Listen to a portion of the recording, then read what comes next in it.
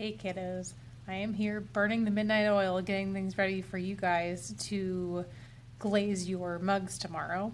And so I wanted to actually show you a teachable moment here though. I'm about to create a sample, sort of like I have here, with the other glazes that we don't have. So you can see when I fire it overnight what it turns to after today. All right, so I'm about to paint Clover, which is a green. And I'm just giving the glaze a little bit of a stir here. And to show you how all the coats turn out, I'm going to brush on this first coat all over.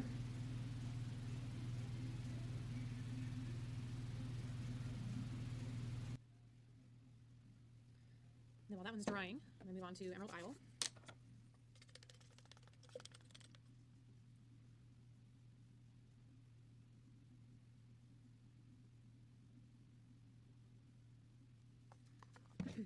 Now I'll move on to Seafoam. These things are dusty. If you're the first one to use these, you will want to stir them up. Do not shake them, stir.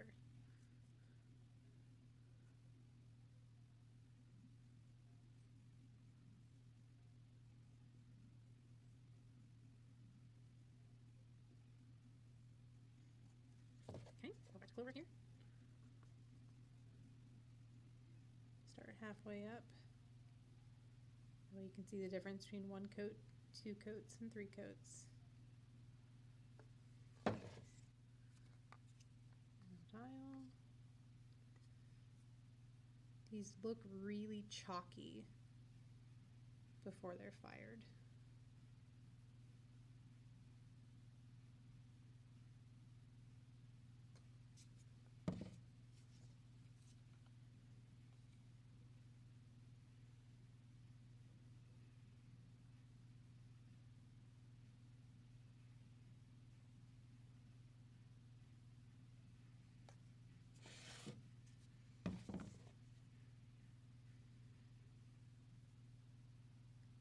Last and third coat.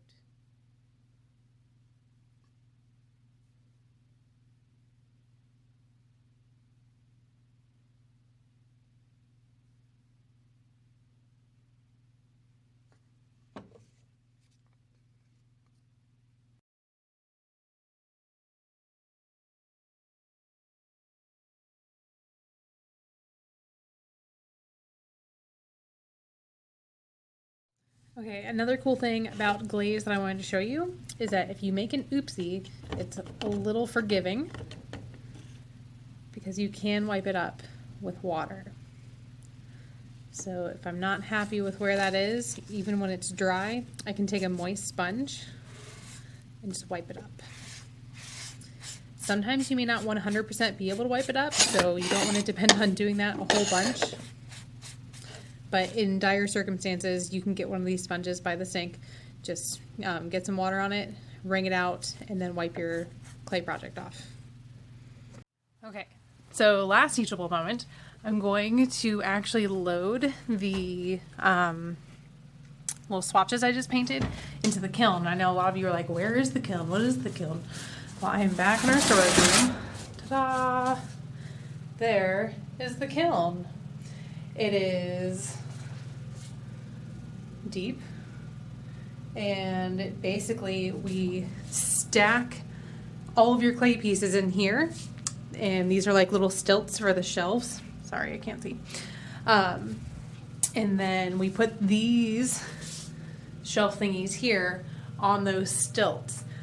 Now, the important thing when you're glazing is to know not to have glaze on the bottom, because if you have glaze on the bottom of your project, it'll actually like burn itself to the kiln shelf. These things, in fact, I can show you here. Oh, it's a gross noise. I'm sorry, hold on. Okay.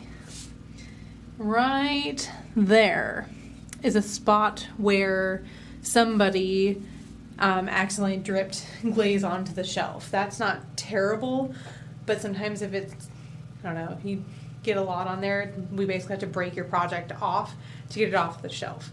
So you want to make sure not to glaze the very bottom. And since I don't have any glaze on the bottom of these little tiles, all I'm going to do is just put them, right, one more.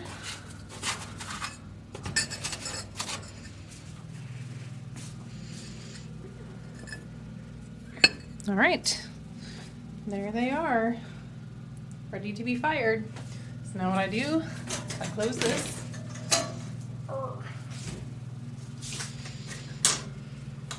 Like really close it. Go over here. Turn this bad boy on. Listen to the weird beeps. And then I hit a bunch of buttons. It'll fire overnight. It sometimes takes about 14 hours. Sometimes longer, but the glaze I think is about 14 hours. And then you get it back the next day if it's not too hot. That's it.